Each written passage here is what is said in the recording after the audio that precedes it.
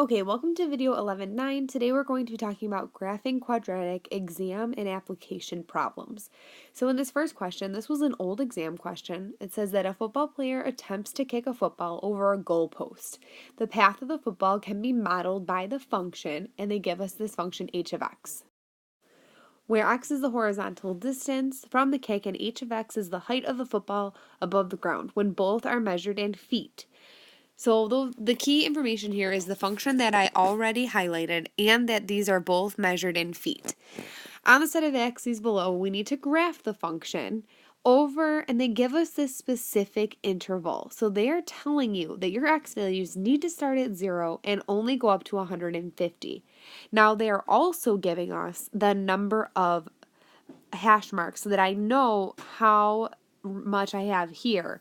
So before we label, I always want to figure out, well, what could I count by in order to make it fit so that I can show up to 150. So starting at 0 and up to 150. We can do this by figure out how many marks we have, which there's 30 of them. And since I need 150 to be shown through this, I can make each one worth 5, and that'll actually fit perfectly with 150 right at the end.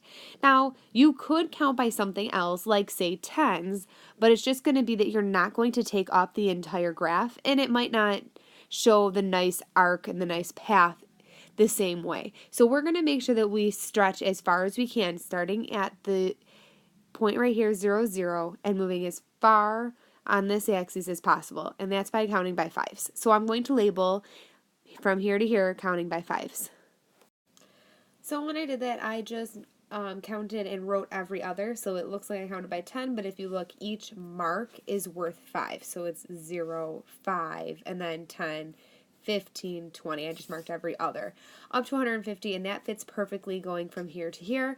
So I think that was why I chose to count by that, and I knew that I needed 0 to 150 because of the domain that they gave me. Now, the thing is, I don't have my y values. I don't know what they are, but I have a function, and I know the x values that I care about because they gave it to me in this domain right here.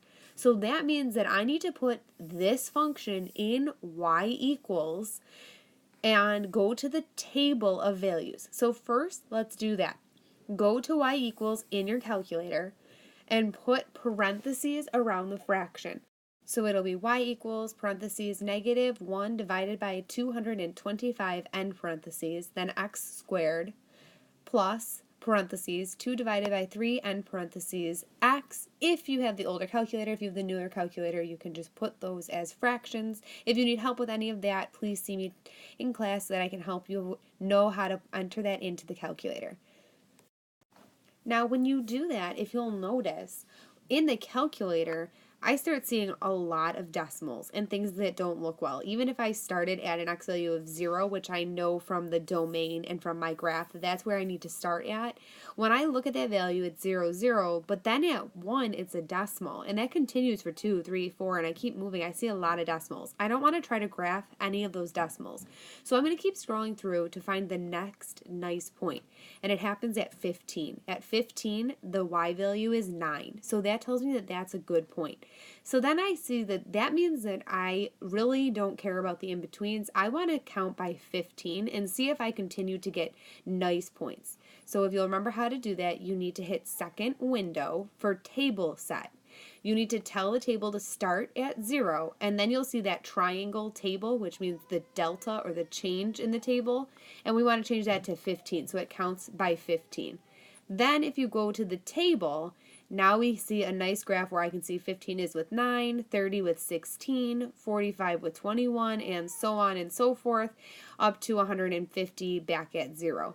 So that tells me that that's the table, that's what I want to count by. So we want our y values. From that table, I can see that they need to go as high as 25. So we can write that table down.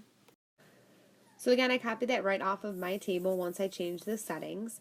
And we can see that I now have the same on each side. So this is a nice parabola. I should see it come up and back down. I'm going to leave it there. You're going to figure out what to count by and then plot the points, and don't forget all of your labels. So a title, a label for the x's, and a label for the y's. And we'll continue in class. Have a good night.